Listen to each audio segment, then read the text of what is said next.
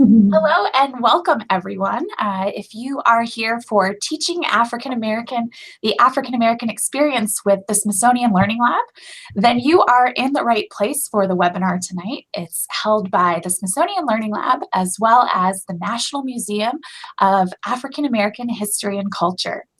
Today, I'm joined by my colleague, Candra Flanagan, and she is a coordinator of student and teacher initiatives at the National Museum of African American History and Culture.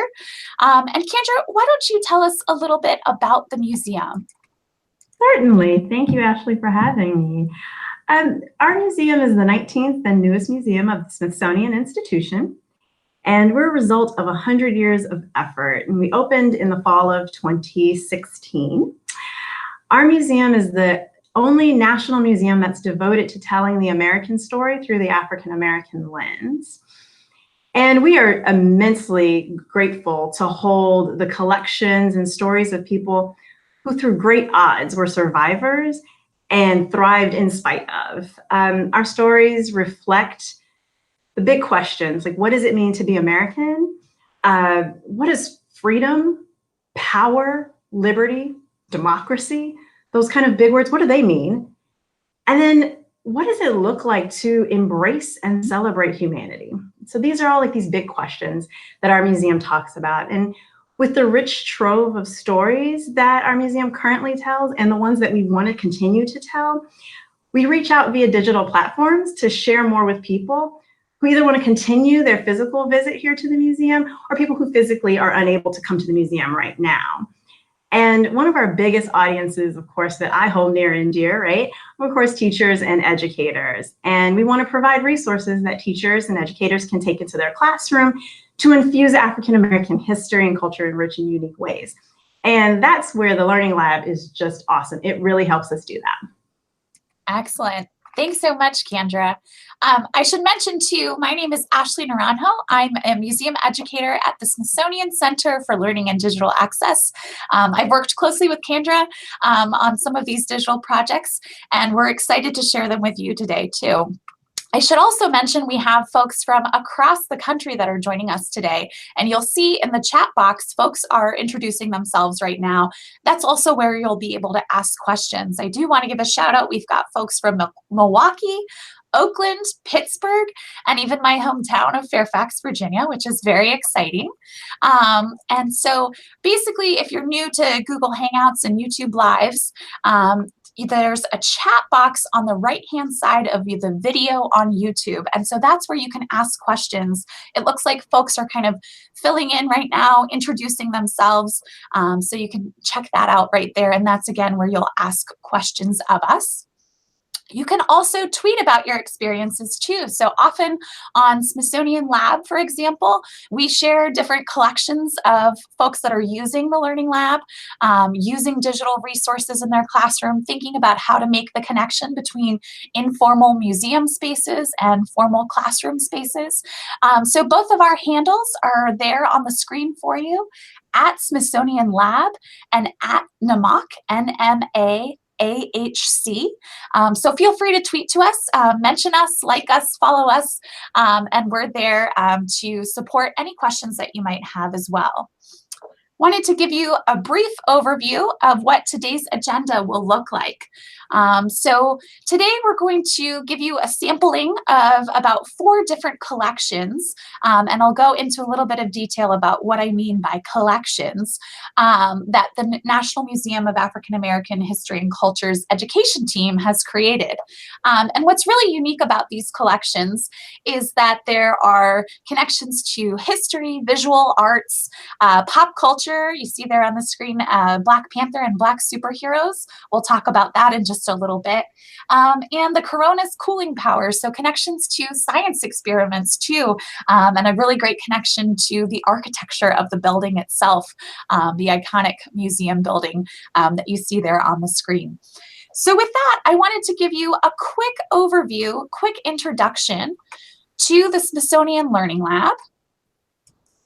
And if you're not familiar, the Learning Lab's URL is learninglab.si.edu. And so you can certainly follow along, What's great, if you haven't visited us since this past summer, you'll notice that we have a new homepage up on the screen, all thanks to lots of teacher input to help us make it as accessible and interesting to folks as possible. So here on the screen, you can see in the top left, there's a search bar. As you scroll through, you can see the 4 main different kind of verbs that you can do within the Learning Lab. So you can certainly discover. You can discover either resources, for example. So we have images, recordings, both video recordings as well as podcasts and audio recordings. We've got text, so that means things like, diaries, primary source letters, those types of things, but also blog posts by museum educators like Candra and myself. We also have videos, but also from across the institution. So all of the Smithsonian's digital content is in one place specifically for teachers and students. And then what's nice about that is you can take, I think it's over 3.5 million digital resources and put them into a collection, kind of a curated aggregation of resources. And currently there's thousands of examples of these resources that have been organized and structured specifically for teaching and learning. One thing I will say is today we're really going to focus in on the discover aspect of the Learning Lab. So we're going to do a quick search. We're going to show you how to differentiate between resources and collections, and then we'll show you 4 unique examples that the National Museum of African American History and Culture has created. So with that, I'm going to do a quick search. I'll scroll up to the top, and here, let's do a quick search.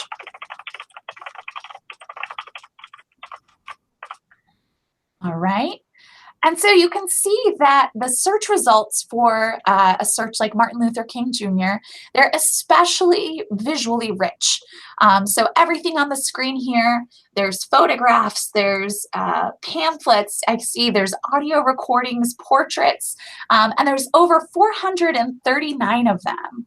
You can also refine your search with this little button here below the search bar.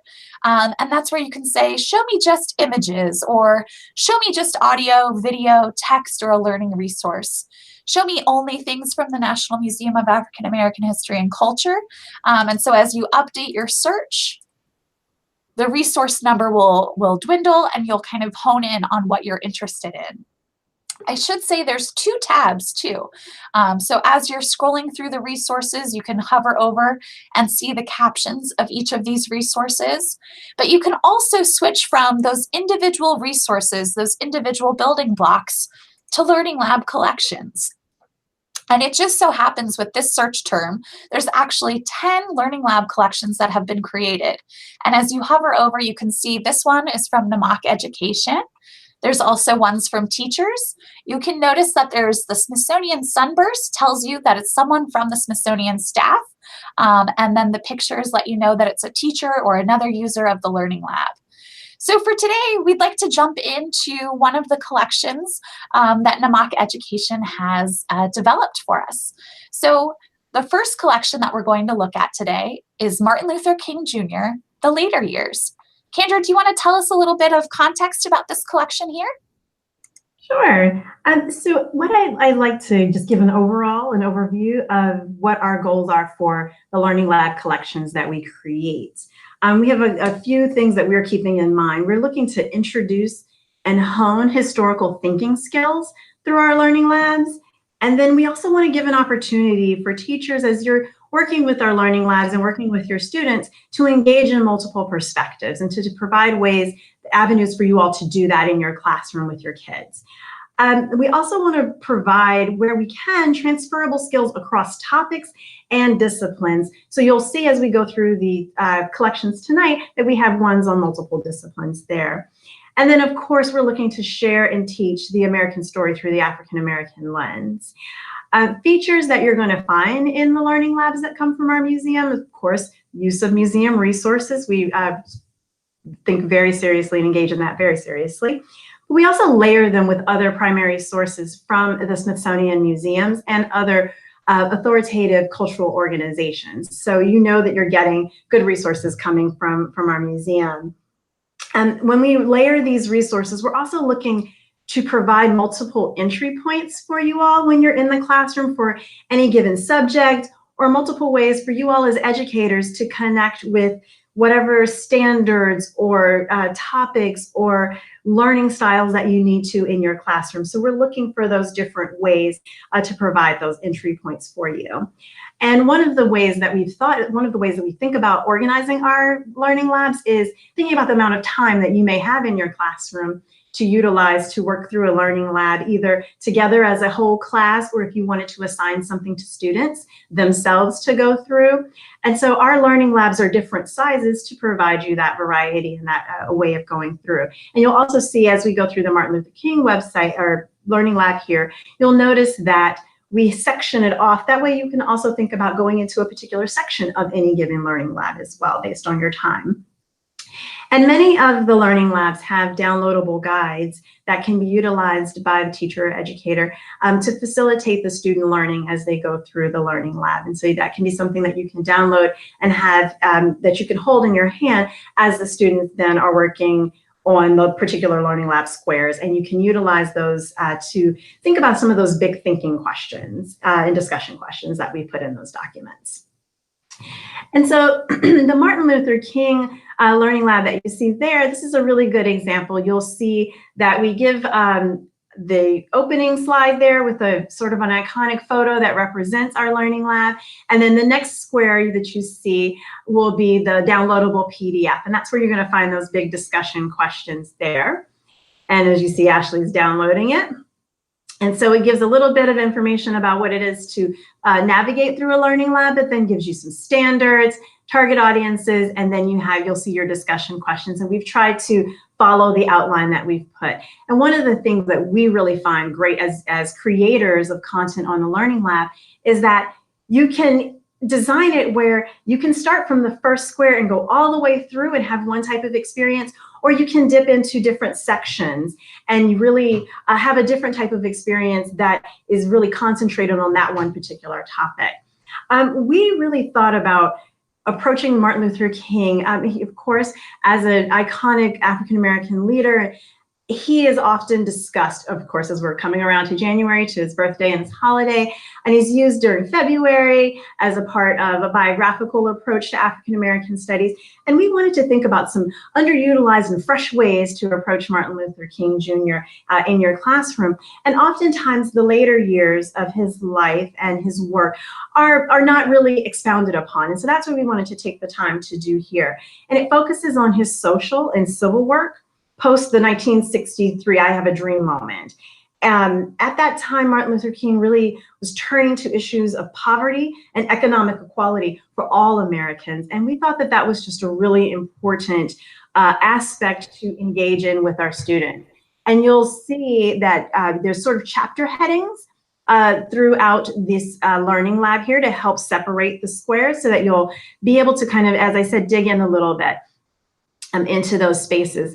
One of the other nice connections for this learning lab, Ashley, if you can go back down just a little bit to the Poor People's Campaign there. So our museum currently has on display at the National Museum of American History in our gallery there, the City of Hope, Resurrection City and the Poor People's Campaign.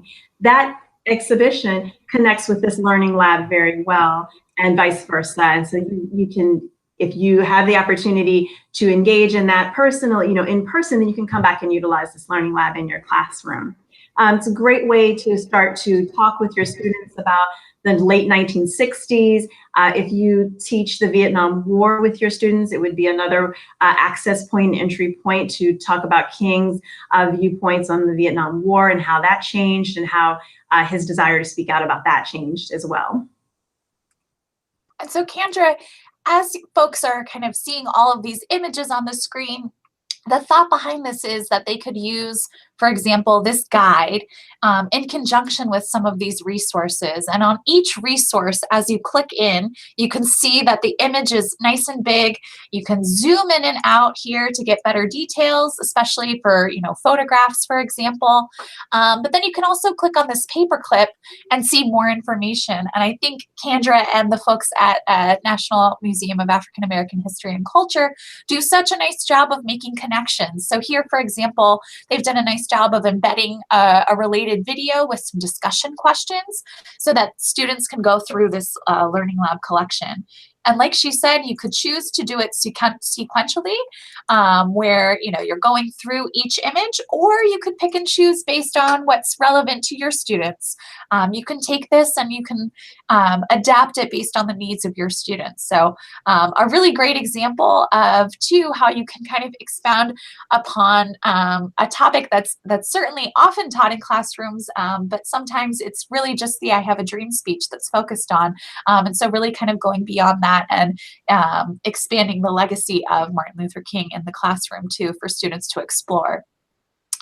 I wanted to mention too, there's a teacher who's mentioned she teaches Latin and communications, Andrea, and she wanted to better the experience of her students, particularly students who don't look like her.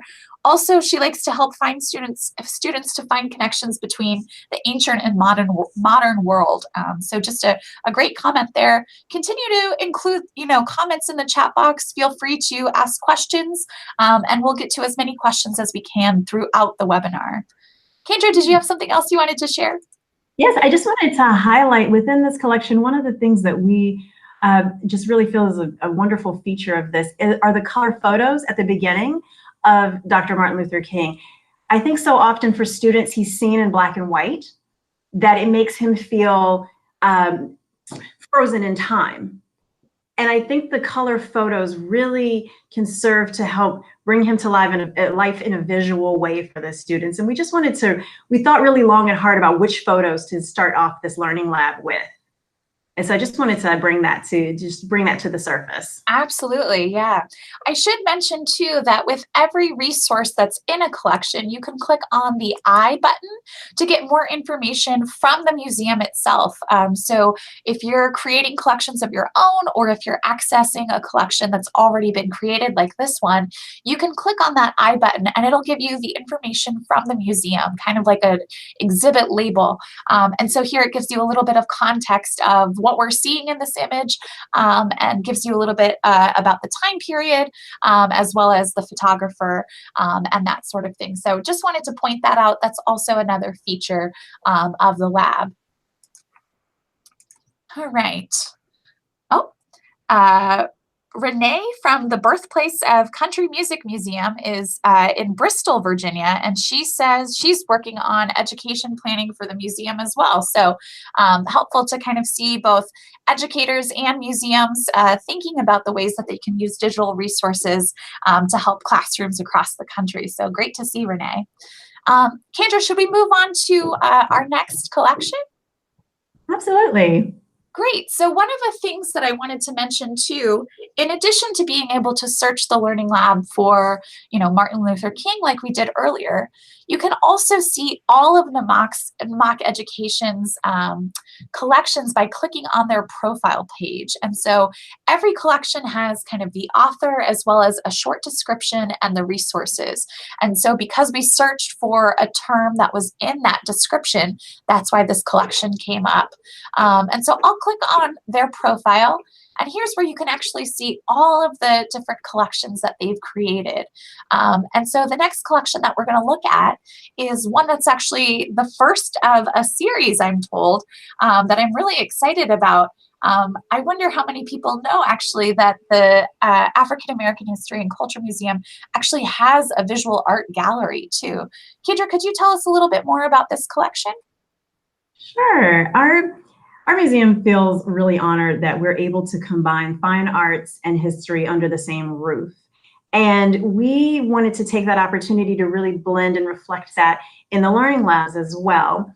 So this collection and the ones that will be featured in this series will really help to bring art into the history discussion and vice versa. And as you said, Ashley, this is an initial offering of what's going to be a series.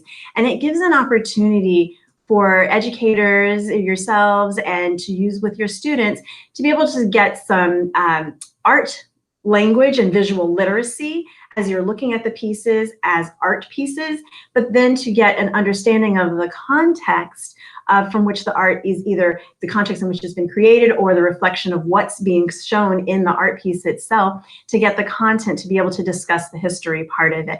And then together, there's prompts for conversation towards the end of these sections here. All right, so let's take a look at this collection here. It's called Read Between the Brushstrokes. Like Candra said, it's part of a larger series. And I'm curious too, folks, if you are used to using visual art in your classroom as kind of more than just an illustration, but as an actual historical source.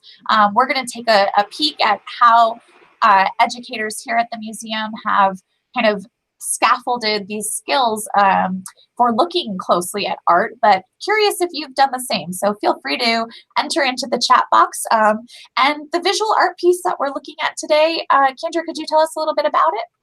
Absolutely. So the piece that's featured in this particular learning lab, and this learning lab is an example of one of our shorter type learning labs. So there's not as many squares as there were in the Martin Luther King one. And it's designed to intentionally be that kind of dip in moment where you can come in and you can quickly work with your students on something, or you can utilize the different hotspots and information that's built into the learning lab to have a more extended type of experience with your students. This piece here is titled Walking, and it's from 1958. It's by Charles Alston, who was a painter. And as you look at this piece, one of the things that I think really jumps out for viewers as they're looking at this are the bold colors and the bold sort of shapes that you see within it. And you see the figures of the people. And is this sense of movement that you see throughout this art piece here. One of the reasons why we choose this piece very specifically to work with visitors, and most specifically with students, is this little person here that you can see. The faces that are in here, of the faces that are in this particular art piece, this one little person, this child's figure that we see here, is facing us as the viewer, and it really draws people in. We know that research shows us that kids are attracted to other kids' faces. They're attracted to faces in general, but definitely other kids' faces. And this gives an opportunity for you to connect with your students as they're looking at this piece. This piece, so you'll notice that I said it was created in 1958. It is an artistic rendering of the Montgomery bus boycott. So in 1955, the African-American citizens of Montgomery, Alabama, here in the United States, boycotted the local public buses due to racist treatment. And this bus boycott was sparked when Rosa Parks refused to give up her seat and moved to a segregated section of the bus. And she inspired this moment of grassroots agency. And that's what we see captured here so energetically within the color and the design of the painting. We really enjoy using this piece, and I could see educators utilizing this piece as an entry point into a conversation on a unit on the 1950s, in a unit on the modern civil rights movement, without a doubt, as a connecting piece to maybe teaching about the biography of Rosa Parks, and then also utilized as a resource for a unit on social justice. And I think that notion of agency and people standing up and taking what they could do and doing it to make a change, that's really foremost in this painting and with the story. Excellent, Candra. Some of the teachers in our chat have been responding to this, especially because I think a lot of folks do use visual art in the classroom. Some folks are mentioning some, let's see, the See, Think, Wonder model, which I think is a Project Zero thinking routine, right? So that's really looking at close observations, looking at details.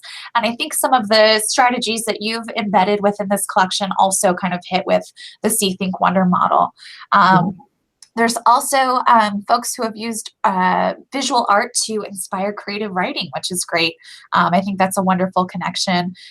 Again, Michelle also says she starts with kind of what they observe and especially taking note of those small details. So exactly, when I first saw walking, I know for me, I actually missed the young boy or the young child in the beginning. And then as I started to really take it all in, it kind of changed my perception of the actual piece too. So really interesting stuff.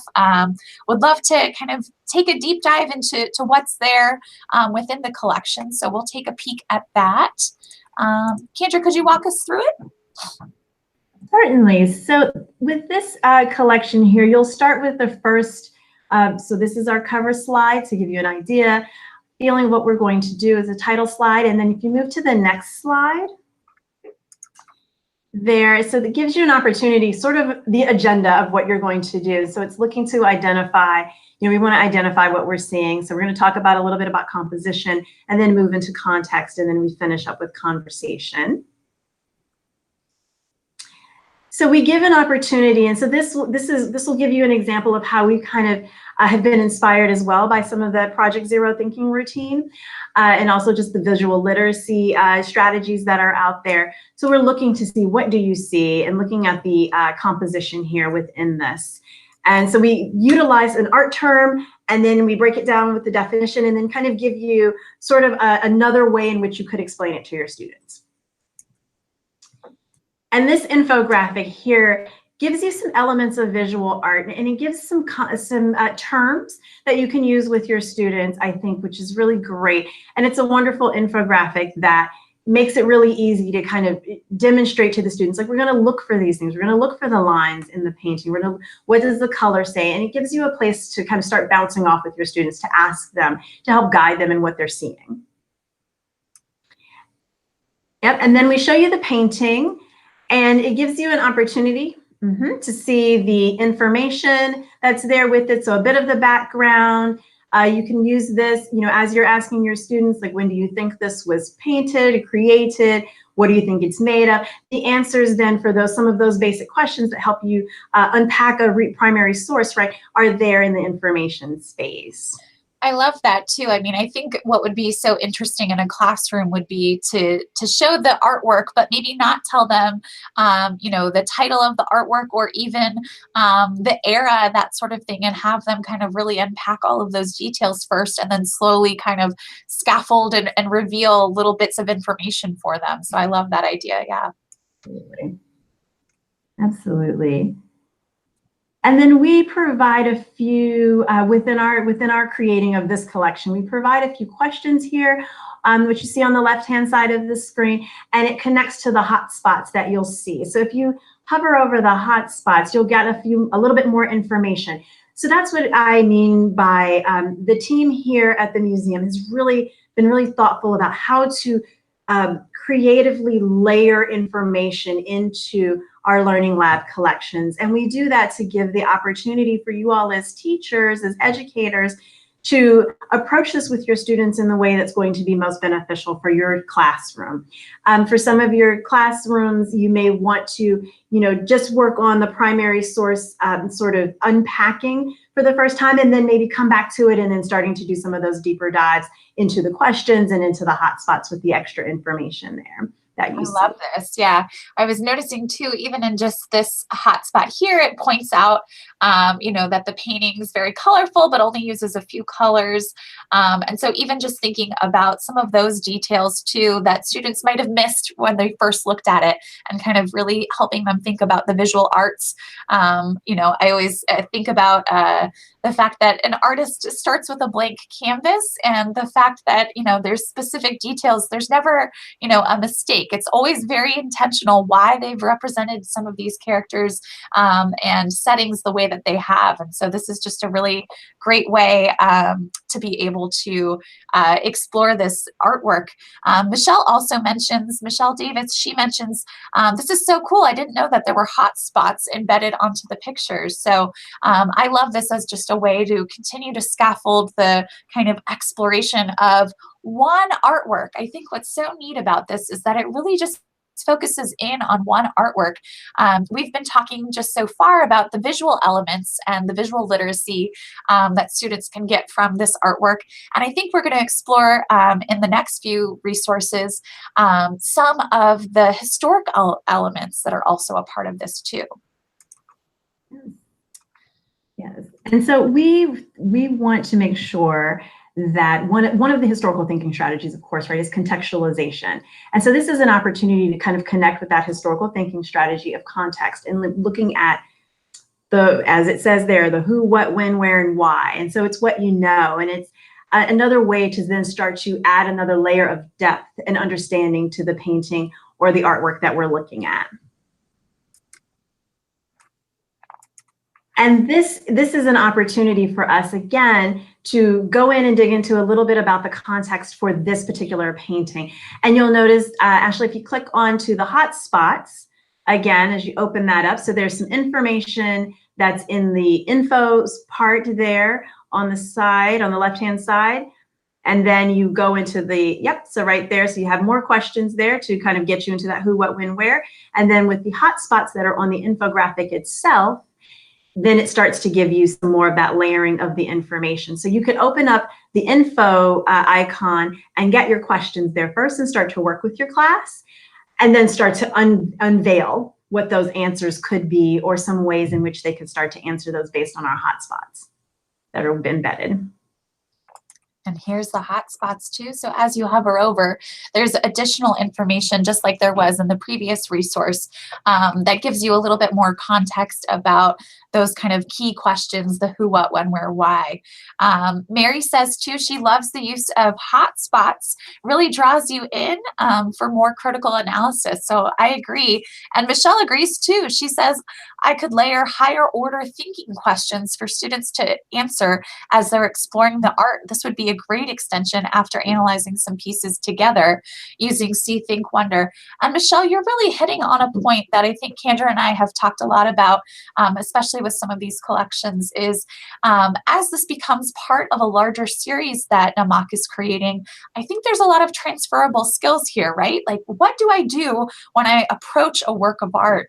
I heard once, I think the statistic is that folks spend about 6 seconds in front of an artwork before they move on to the next one at a museum. And think about just all that we've talked about just in these last few minutes about this one painting.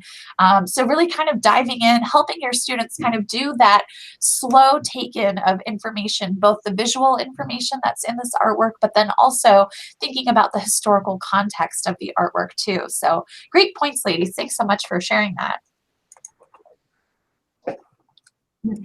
And then our conversation piece is this dialogue between the composition, so between the artwork and the context, which is kind of the historical piece, right? And so how do we start to connect the two? How do we learn more about this piece by connecting the composition and the context? And these are some of those larger questions that we can then start to ask of the painting, connect it with our knowledge of the time period.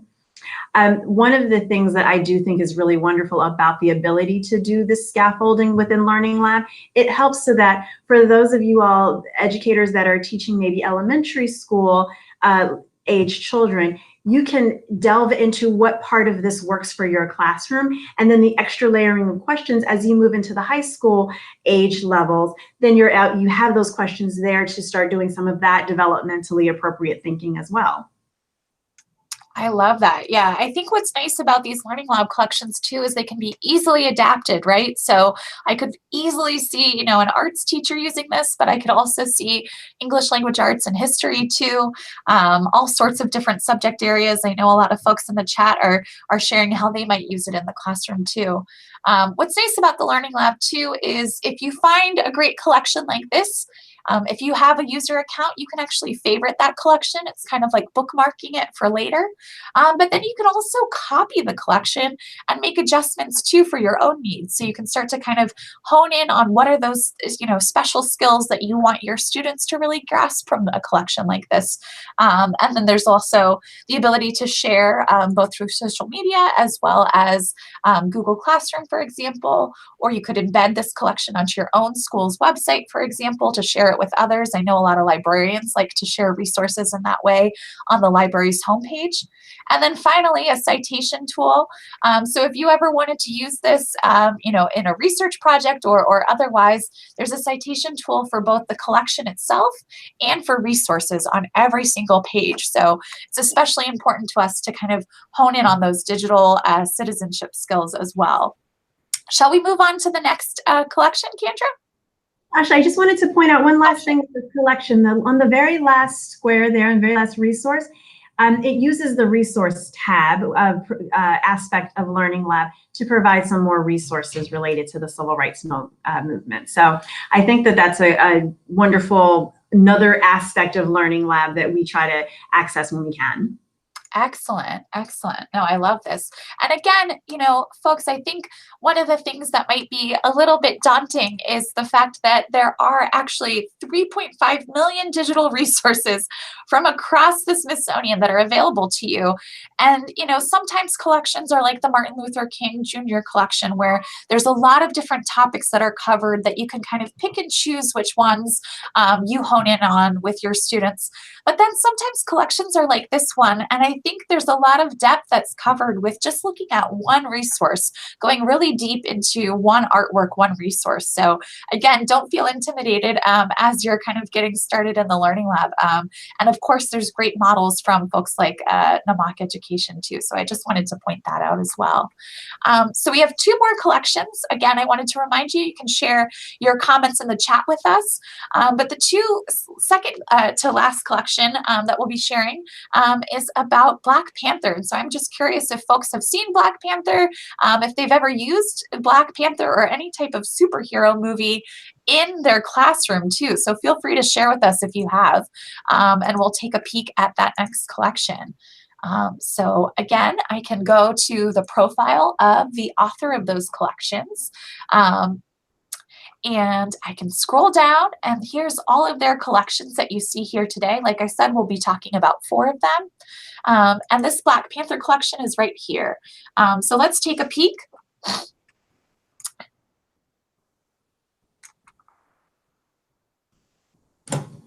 All right.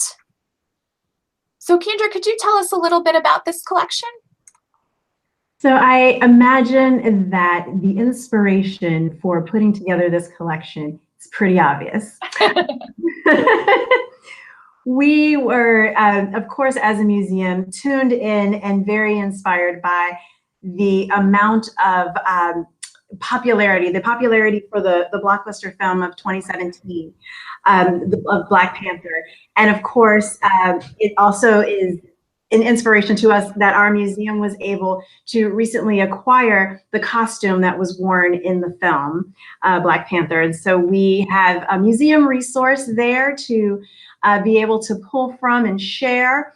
But it was an important piece for us to do. Oftentimes people talk about popular culture and education, and the two don't seem to mesh. But we thought there's a way to have a critical conversation about what's happening here. And we wanted to talk about why representation in popular culture matters. Why is it important? It gives us an opportunity also to connect to the African diasporic connections that you see and hear within the film. It's, as a collection, we hope for you all as educators that it's an opportunity to engage your students in something that's contemporary, and then also to layer these critical thinking questions to help students with visual literacy, not just with Black Panther as a film, but then also with other things that the students are watching. It also gives us, as a Learning Lab itself, an opportunity to kind of expand the conversation from Black Panther to looking at that larger pantheon of Black superheroes, and to look at sort of where they've come from, who's out there within that, who is under that sort of umbrella of Black superheroes, what they stand for, and then how that connects, of course, back to sort of those African diasporic connections and the legacy there. We really think of this Learning Lab as a great example of using video resources to impart content and to stimulate discussion. So if you want to, Ashley, just to click into a couple. So you'll see, so this is a video that's embedded within the Learning Lab, and it's an opportunity, this gives us an opportunity to talk with the designer is talking about her inspirations for creating the costumes there. And if you look on the side in the paperclip icon there, some of the things that we've given you. So there are some questions there to answer. It gives you some information about the video and what's in the video. And with some of them, with many of the videos, you'll also see runtime. So you'll know, is this the video that I want to delve into with my students? Do I have the time to do that? We want to provide that kind of information for you all as well. I love this too. So basically, Candra, you're saying too that I could watch this video with my students, and then alongside the video, they also have those questions kind of set there to be able to kind of write next to each other to remember, okay, so what are the specific aspects of this video that I'm supposed to be listening for? And just a great way to kind of make that connection. We have a few folks in the chat who have also mentioned some ways that they connect to this collection specifically. One person has mentioned the use of graphic novels, also the idea of the hero's journey. And so the Black Panther follows the archetypal pattern. And then also loves the connection to costumes as a career, costume designers. So just a really great connection from all of the folks in the chat box that are sharing today. Wonderful, wonderful. I wanted to point out one of the things that we hope is helpful for you all as educators is that, particularly with like our video resources, if you wanted to have that in a full-size screen, that's another place where having the downloadable PDF will be really helpful, because some of the questions are in that downloadable PDF, and then you'll have that guide to hold on to while your students are watching the video, so you can utilize that. And you'll see with this one, there's also a little bit of a worksheet that's embedded in this discussion guide that you could reproduce for your students.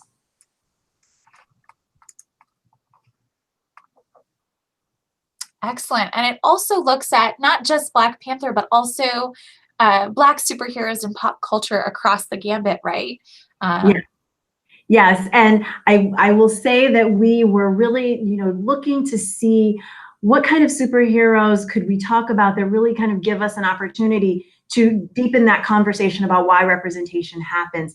So looking for superheroes where the diasporic connections are reflected, looking for superheroes where for them, their story as a part of their origin story or as a part of the story of their creation, that it really talks about who they were as African Americans or as Black people, like why that was an important part to who they are as a character.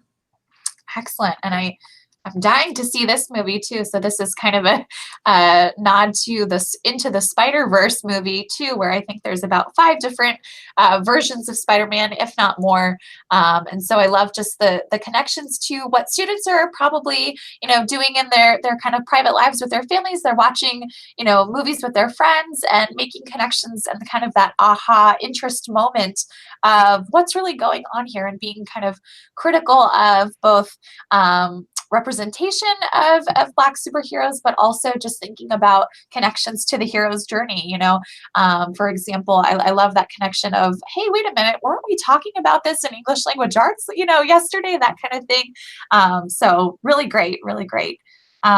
Another person says, loving the hot spots. There's a teacher in Nashville too. So we've got folks from across the country that are joining us tonight. Thus far, we've gone over a collection that looked at Martin Luther King's legacy and kind of beyond the I Have a Dream speech, his work with the Poor People's Campaign around the Vietnam War era.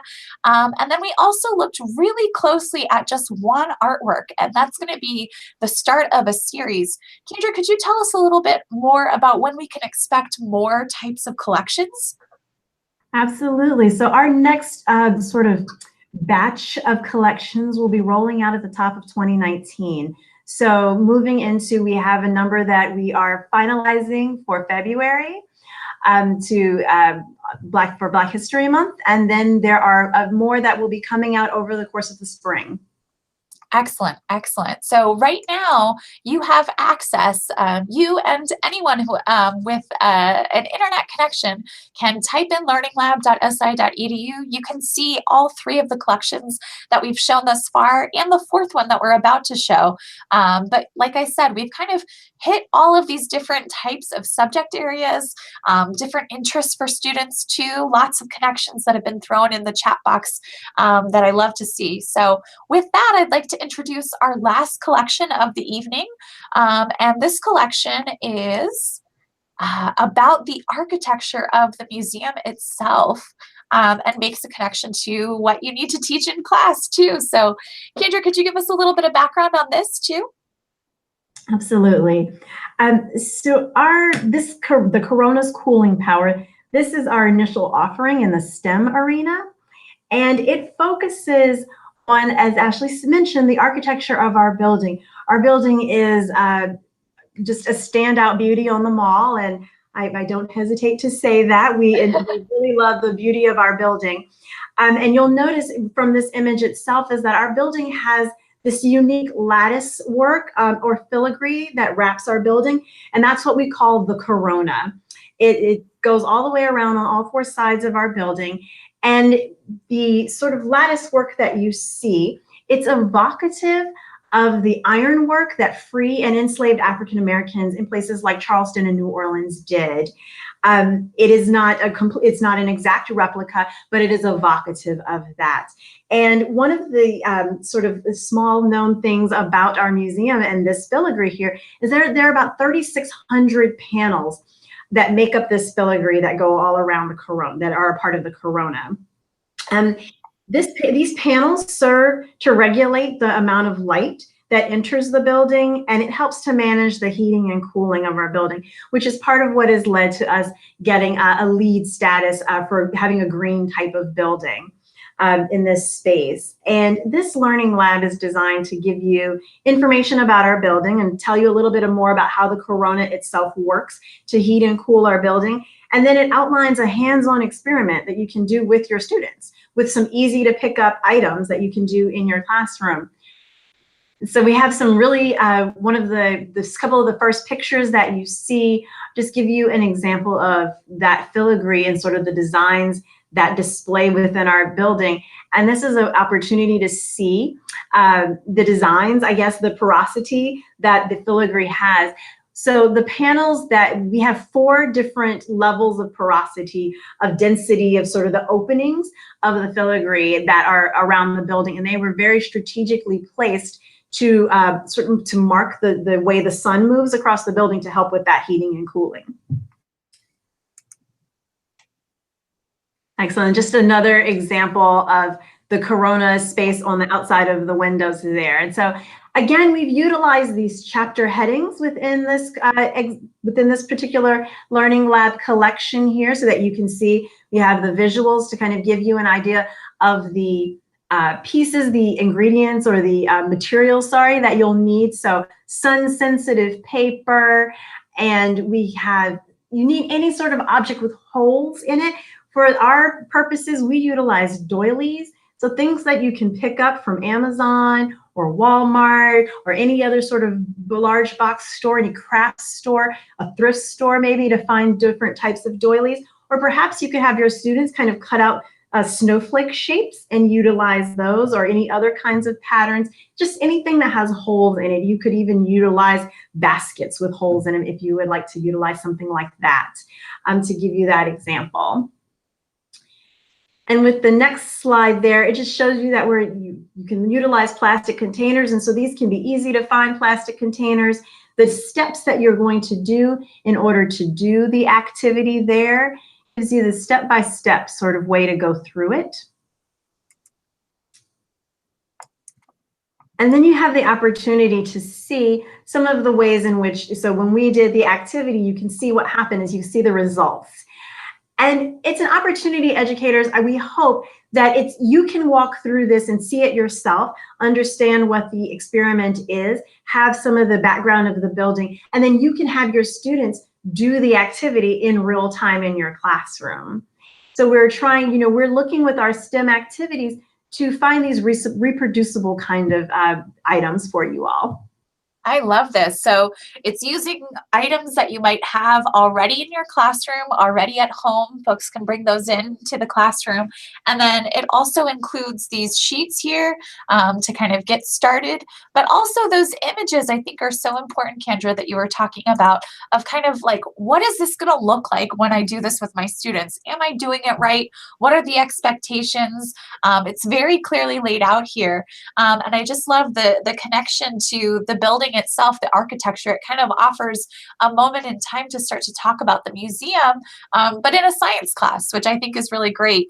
We also have Michelle here who says the teaching collection is such a creative real world STEM experience, which I couldn't agree more. I just love the idea that's here, and then thinking about how this could work in the classroom too. Oh, and Juanita says she just set up her account. Thanks. So good to hear from you, Juanita. Excellent. We're really excited to see that you might be, creating your own collections one day. But at least for today, you're accessing the National Museum of African American History and Culture's collections too. And be sure to favorite them too. You can bookmark them that way. That's an easy way to stay connected with the museum as well as with these collections.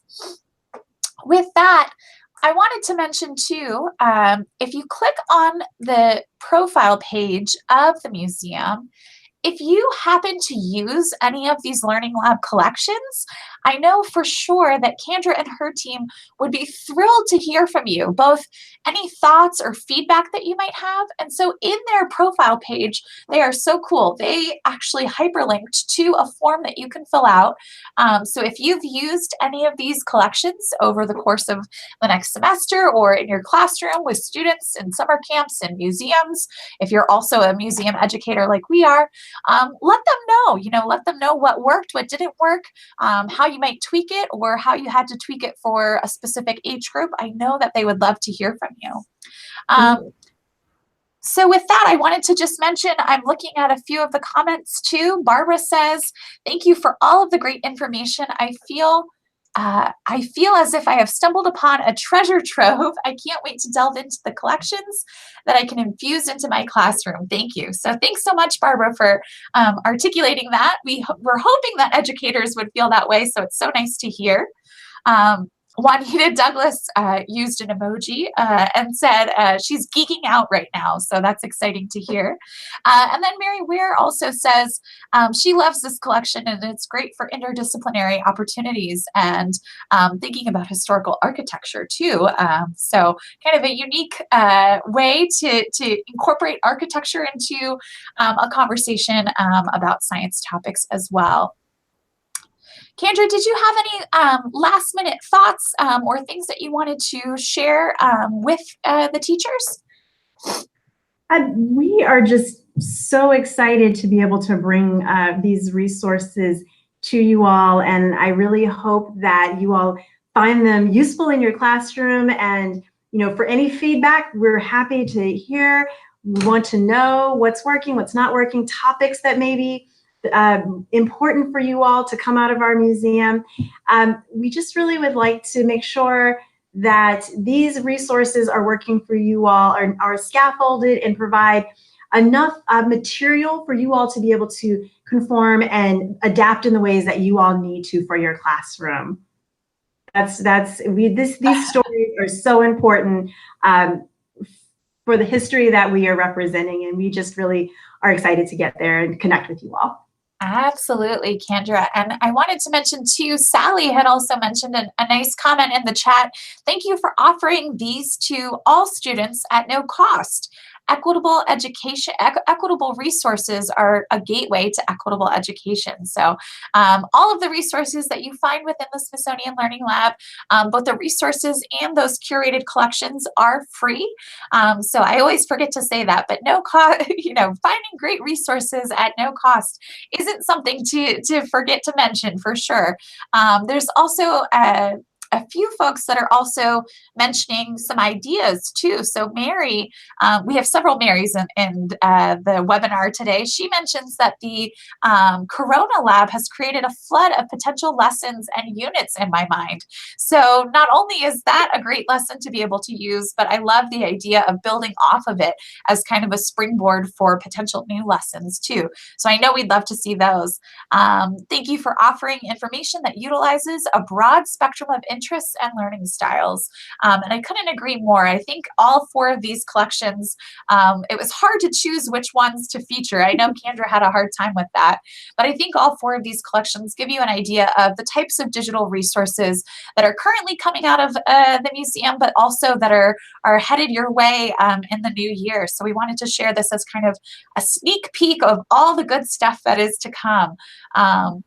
So with that, I wanted to offer a bit of thanks to the generous support of the PwC Charitable Foundation for the creation of these digital resources. You can always stay in touch with Candra and myself. You can always tweet at us, like I said, at Smithsonian Lab, at NAMOC. And you can also share your feedback in the chat box. And thanks so much. I should mention too, folks are asking if this will be archived. So at the same link that you registered at, the same link that you're watching tonight, you can actually share this YouTube video with your fellow teachers. So we would love for them to register in that link if you have it, so that we know that who's watching. But it will also be available archived immediately following this session too. So please feel free to share it with other teachers and use the resources that you've got. If you have a favorite one, you can also tell them, hey, fast forward to the Black Panther collection or rewind to the visual arts collection so that they can learn about these resources too. Thanks so much for joining us, everyone. And with that, thanks so much, Candra. Well, thank you so much, Ashley. And I want to give a big thank you to my colleagues and my team at the museum who've been really instrumental in providing and putting together and creating these resources. And a big thanks to the Learning Lab team for all that you all have done to put this platform together. Thank you all. Excellent. Have a great night, everyone.